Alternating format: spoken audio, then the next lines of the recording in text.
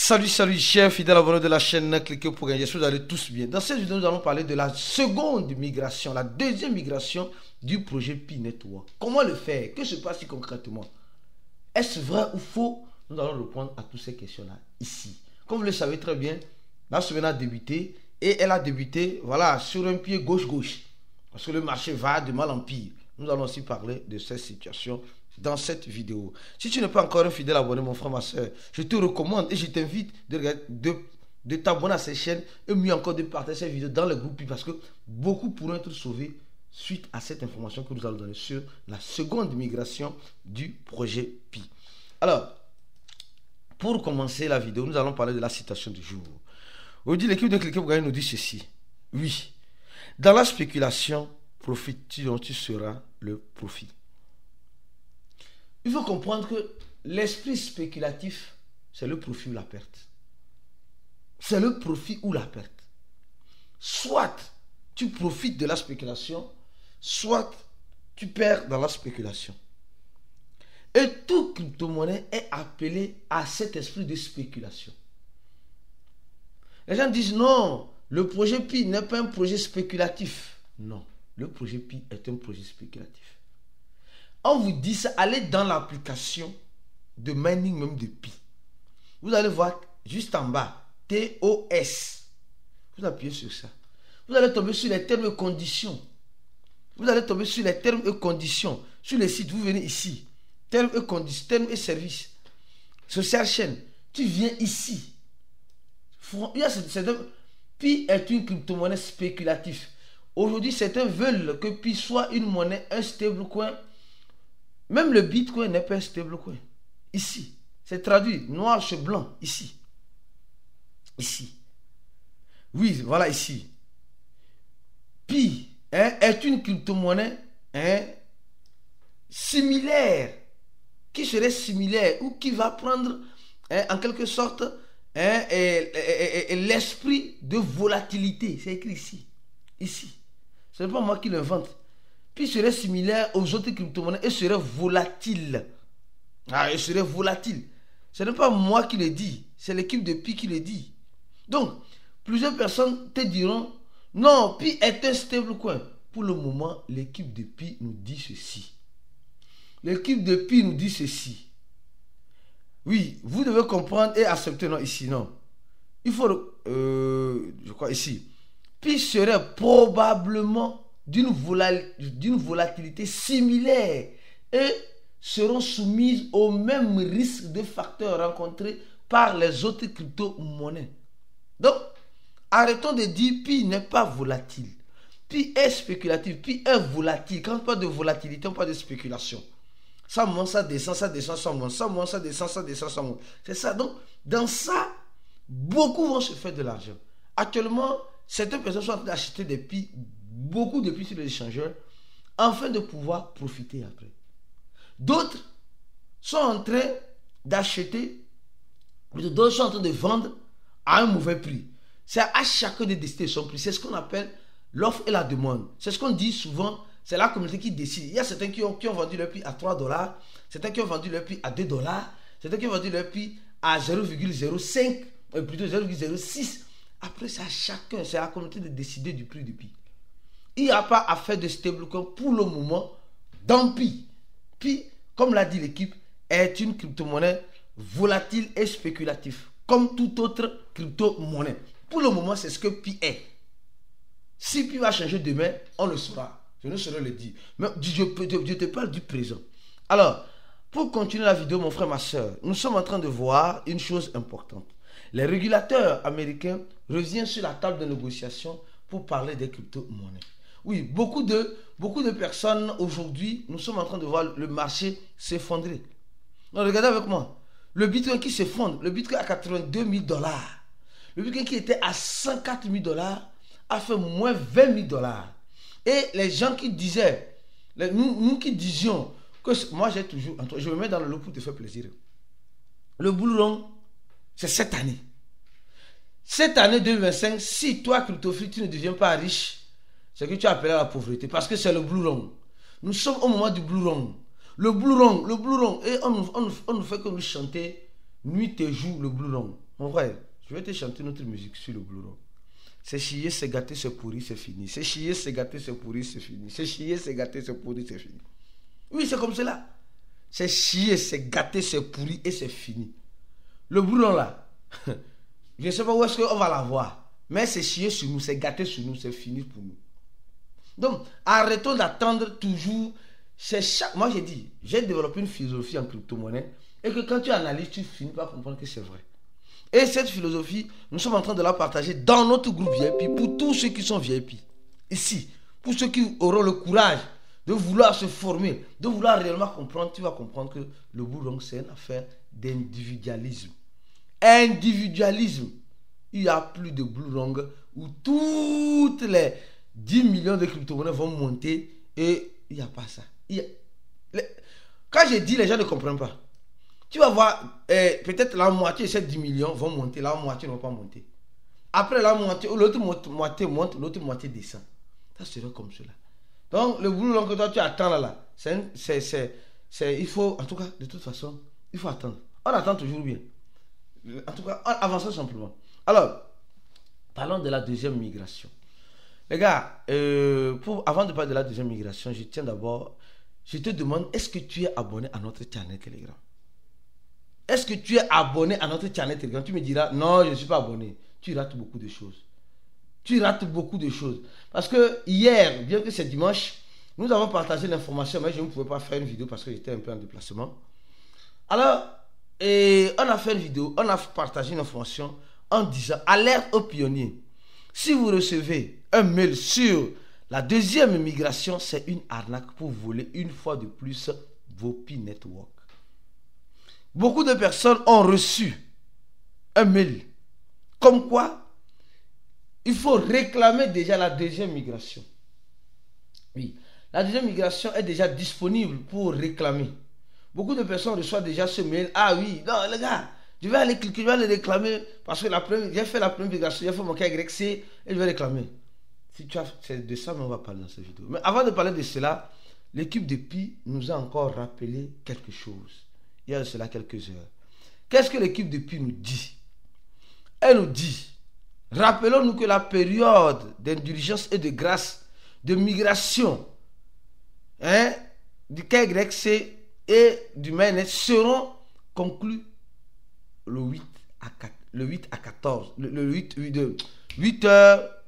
14 à 8 heures. Le 14 à 8 heures, c'est fini. Si tu n'as pas fait le KYC, tu n'as pas fait la migration, on dit, tu vas perdre une partie, majeure partie, la plus grande partie de tes Pi. On ne dit pas que tu vas perdre tous tes Pi. L'équipe de Pi n'a pas dit que tu vas perdre tous tes Pi.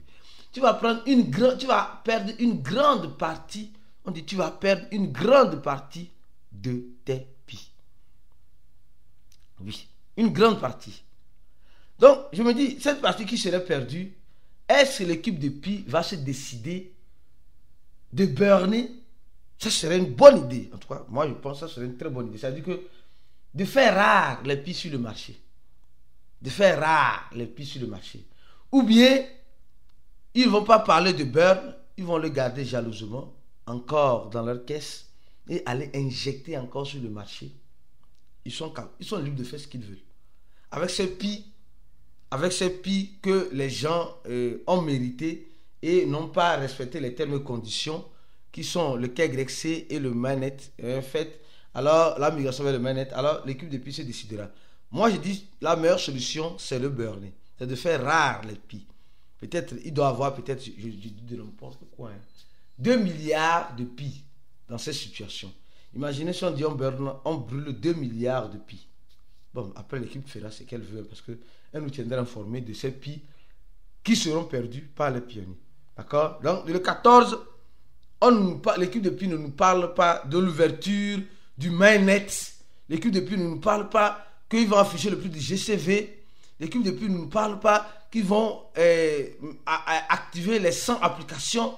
Ils sont en train de nous dire pour le moment que le 14 là, ce qu'il y aura là, c'est la période de grâce qui va finir. C'est fini. C'est tout ce qu'ils sont en train de nous dire. Alors ça c'est l'un des premiers points. Alors, concernant la migration, concernant la migration, le mail que les gens ont reçu ici, je vais détailler ça clairement.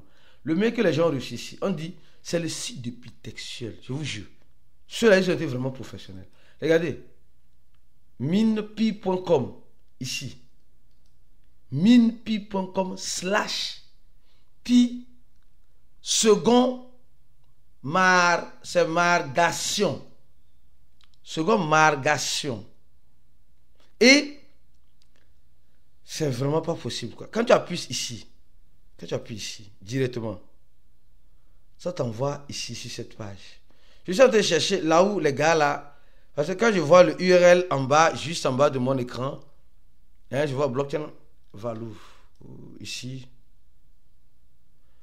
Le site est textuel, mais c'est l'URL qui est différent. Le site est textuel. Ici, ouais, ici, non. On dit, puis il n'a pas mis ici. Après, Apple Play Store, ici, il dit utiliser le code Pi Migration 2 pour avoir, en quelque sorte. Donc, les gars, ils ont mis en place leur site et le site est textuel, les gars. Faites très attention. Le site est textuel. Non, ceux-là, ils ont été vraiment professionnels. Ils ont été vraiment professionnels. Le site est textuel. Il dit textuel. Textuel. Comme le site de Pi. Je cherche à voir où se trouve le piège dans ce faux site. Mais il doit y avoir un piège à quelque part. Il doit y avoir un piège à quelque part. Le site est textuel. Tu sens que c'est les professionnels qui ont mis l'œuvre, qui ont mis ça en place.